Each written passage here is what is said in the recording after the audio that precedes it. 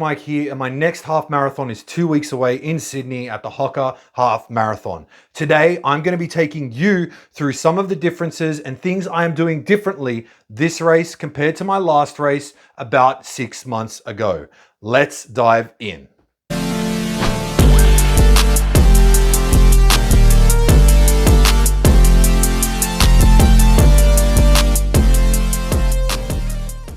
All right, so the first thing that I'm doing differently.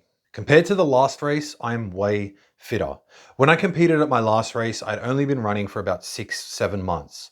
I had to do a lot of aerobic-based endurance work in order to build up my fitness in order to complete the half marathon. In saying that, I had only run the half marathon distance one other time before race day.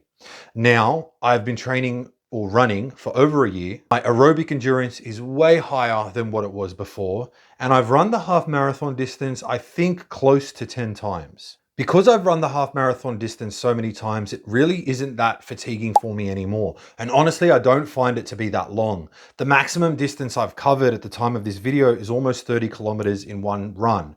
Not massive by any stretch, but still definitely more than that half marathon. In saying that, my training volume has been quite steady and has increased as well. My training volume is around 50 to 70 kilometers a week, and I've been doing this for quite some time. So the half marathon distance plus everything else doesn't seem too far a stretch or too difficult for me at the minute. Compared to the last time where I was literally starting from ground zero, building my way up to 5, 10, 15, all the way up to 50 kilometers by the time I ran the race. This time around, by the time I run the race, I would have been hitting close to 60 to 70 kilometers in a week. All of this volume that I've accumulated and maintained over the past few months has given me a really good base level of fitness. My work capacity is much higher, I am recovering much faster, and running has not been anywhere near as difficult as it used to be. One of the other changes I've made is in my running shoes. When I first started running, I started running in these. These are trail running shoes. They're good, they're comfortable. I now just wear them day to day, but they're definitely not the kind of running shoes you want to use on the daily when running on concrete or grass. Then actually raced in a different pair of shoes, which were Nikes. They were terrible for me for the most part. Looking back on it now, I probably should have gotten better shoes at that time because my feet always felt terrible. I'll have a picture of them somewhere on the page here.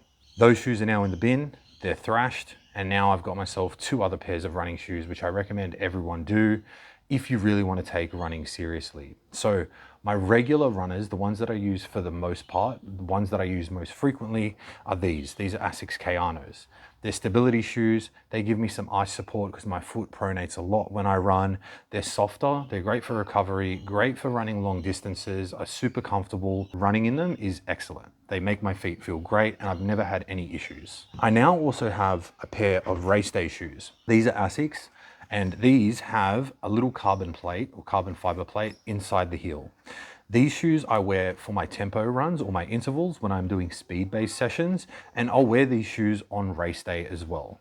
These shoes are not the kind of shoes you want to wear every day. They don't offer a whole lot of support, but they do make me feel a little bit faster when I run. These particular shoes are excellent if you're a cadence runner, someone who tends to take more steps when they run faster as opposed to longer strides. And they give me a little bit more of a spring, which makes me feel just that little bit more efficient.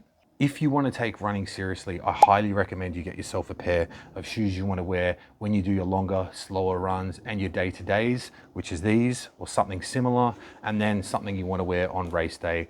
Find the shoes that suit your foot, find the shoes that suit the way you run, and you will notice differences in how much better you feel during and after each run.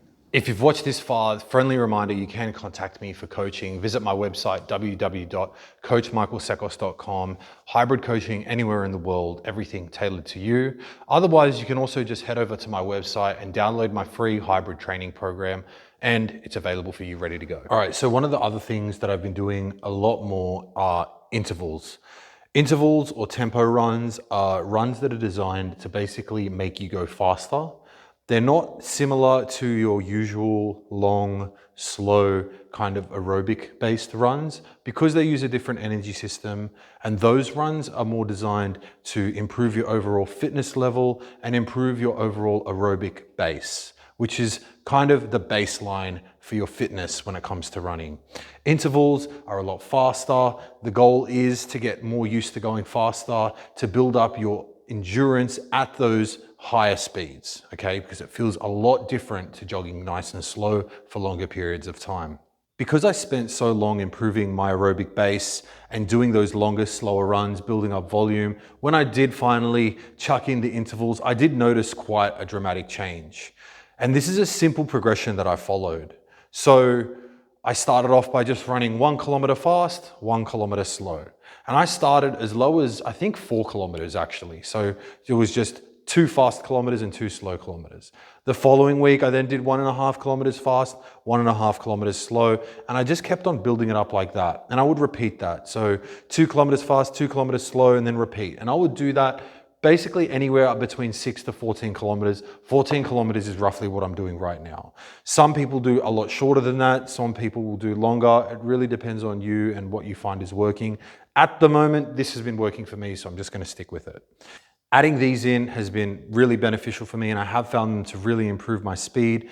When I did try to run a PB half marathon, I was able to take 10 whole minutes off my previous best time. And that's probably a combination of the fact that I have been running for longer, obviously, but potentially also because these have been in the mix and I've been focusing on being faster, which I find to be a skill in itself. In comparison to my last race, this time around, I've been able to still keep in and maintain my strength. I've still been able to train compound movements such as the deadlift and the squat, bench press, and overhead press. I've been doing these movements consistently. Previously, when I did my last race, I found that I was struggling a little bit more with fatigue. My fitness levels weren't at the same point they are now. Keeping those exercises in really fatigued me, and I found it took a lot of energy away from my ability and energy to run. So I removed them. I was still training the muscle groups, but at a lesser extent, just focusing on hypertrophy, maintaining whatever muscle I had, keeping some strength, but not primarily focusing on the strength builders like the squat, bench, and deadlift. This time around, all of those movements are staying in. My fitness is much higher. The fatigue I get from my runs is much less, and I have been able to keep these in. Although I'm not at my all-time strongest, they are still involved in my program, and I actually haven't had any issues keeping them in, even though I'm doing more work than what I was previously.